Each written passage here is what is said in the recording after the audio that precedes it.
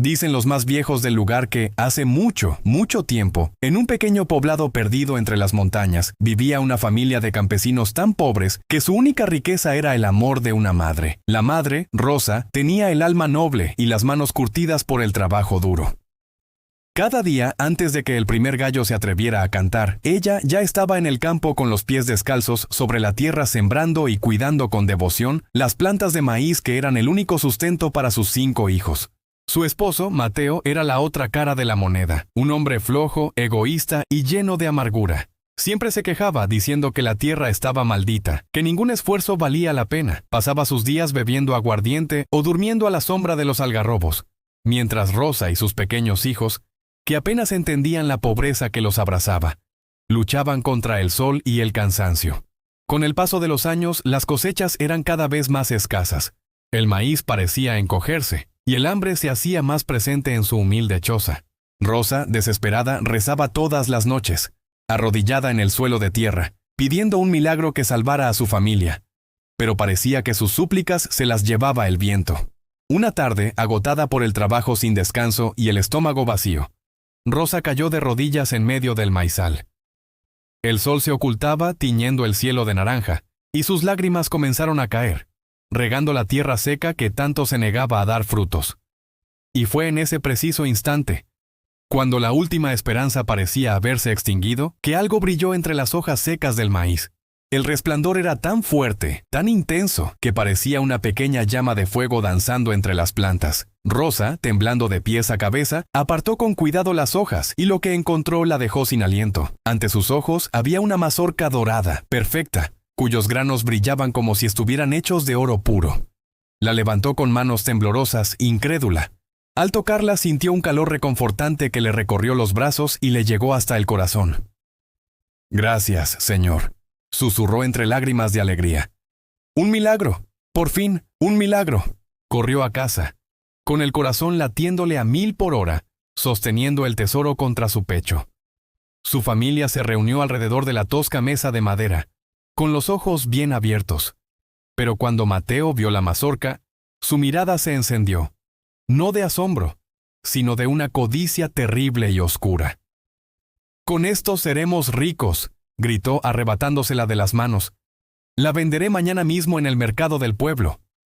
Pero Rosa, con una fuerza que no sabía que tenía, se la quitó de vuelta. Su voz, aunque temblorosa, era firme. «Este don no es para vender, Mateo. La tierra nos lo dio. Y solo quien la respete y la trabaje podrá disfrutar de su recompensa».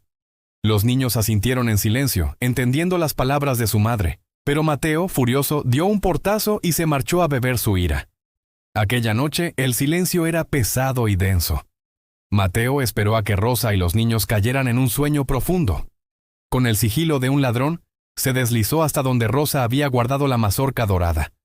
La tomó, la envolvió en una manta vieja y salió a hurtadillas rumbo al granero. Su plan era simple, esconderla allí y al amanecer, huir con ella para venderla. Pero mientras la ocultaba entre los sacos de maíz viejo, un susurro helado recorrió el lugar. Una voz que parecía nacer del mismo polvo y las telarañas. «No toques lo que no es tuyo». Mateo se giró bruscamente, con el corazón en la garganta, pero no había nadie.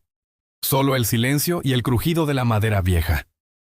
Afuera, el maíz se mecía con un viento extraño, un viento que no venía de ninguna parte.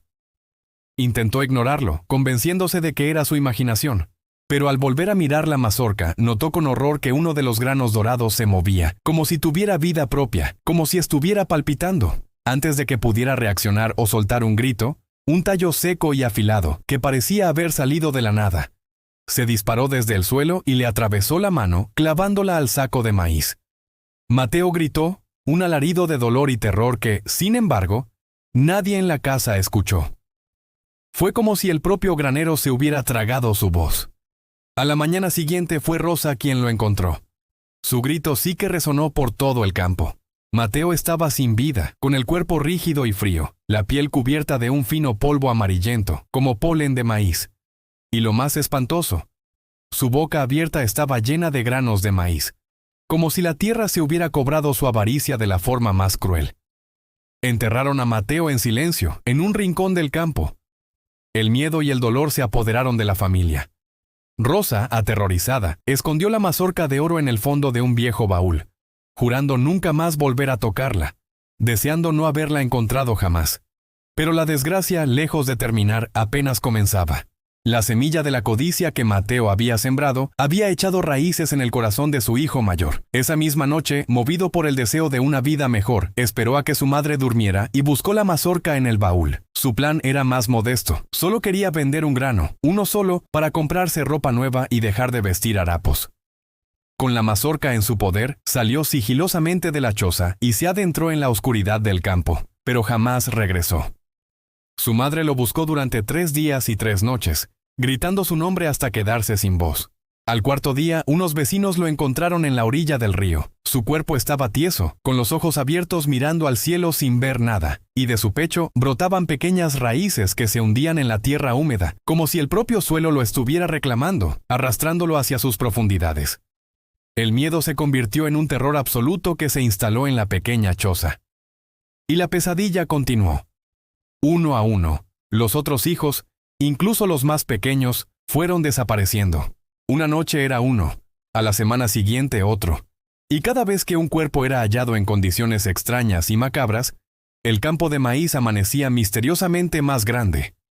Nuevas hileras de plantas altas y robustas aparecían de la nada, creciendo donde antes solo había tierra yerma. Era como si el campo se estuviera alimentando de sus vidas. Una noche, rota por el dolor, Rosa escuchó pasos alrededor de su choza, pasos que arrastraban las hojas secas. Salió con una vela en la mano, cuyo pequeño fuego temblaba tanto como ella.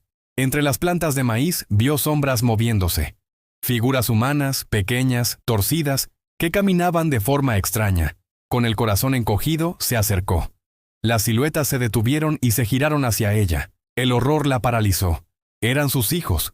Sus rostros, antes llenos de vida, ahora eran inexpresivos. Sus pieles habían adquirido el tono pálido y amarillento del maíz.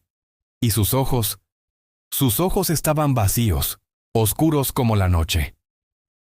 «Madre», susurraron todos a la vez, con una voz que era un eco, un murmullo del viento. «La tierra tiene hambre». Rosa retrocedió, aterrada, tropezando con sus propios pies. El terror le dio fuerzas para correr. Corrió sin rumbo hasta el centro del maizal, y allí, de rodillas, gritó al cielo oscuro con todas las fuerzas que le quedaban. «Déjenme en paz, llévenme a mí si es lo que quieren, pero déjenlos descansar en paz». En ese instante, la tierra bajo sus pies tembló y se abrió en una grieta oscura. Una ráfaga de viento helado sopló de repente, apagando la llama de su vela y sumiéndola en la oscuridad total. Su último grito de angustia se perdió entre el susurro de los maizales. Cuando el sol volvió a salir, el campo estaba tranquilo, perfecto, intacto. No quedaba ni rastro de Rosa, ni de su choza, ni de su familia. Todo había desaparecido. Los vecinos de los alrededores comenzaron a notar algo extraño. Cada temporada de cosecha, el maíz de aquellas tierras crecía más alto, más fuerte y más dorado que en ningún otro lugar. Pero nadie se atrevía a acercarse. Porque a veces, cuando el viento soplaba entre los tallos, se podía oír, claro como el agua, el llanto desconsolado de una mujer. Como si alguien allá abajo, bajo tierra, siguiera cultivando su campo, regándolo con sus lágrimas eternas. Desde entonces, nadie se atreve a trabajar esas tierras. Son tierras malditas, y dicen los que saben que si te atreves a caminar por allí en una noche sin luna, y pronuncias en voz alta el nombre de Rosa, el viento te responderá al oído con un susurro que te helará la sangre. La tierra da, pero también cobra. Espero que esta leyenda te haya mantenido al borde de tu asiento. A veces, las historias más aterradoras no vienen de monstruos, sino de la ambición humana. Si te gustó, no olvides darle like, suscribirte al canal y activar la campanita para no perderte ninguna de nuestras historias. Nos vemos en la próxima leyenda.